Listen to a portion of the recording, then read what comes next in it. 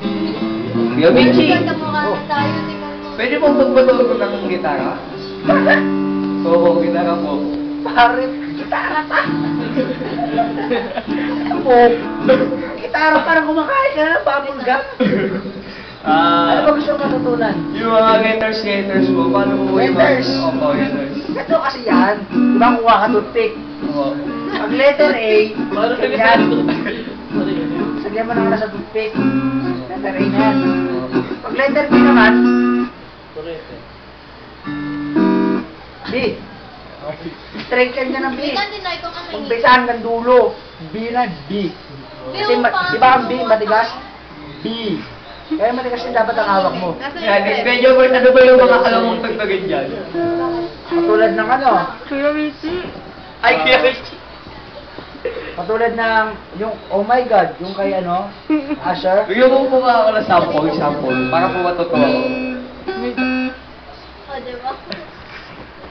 Oh my god! Let's do it! I wanna be one. Oh my god! Sir, pwede po mag-picture? Sir? Asher! Mag-picture ka. Thank you po. Makatanggap po sa likod. Sa likod. Ay, ano na yan? Yan. Late na nag-take. Ito ba? Tapos Dito. yung ginawa mo, Dito.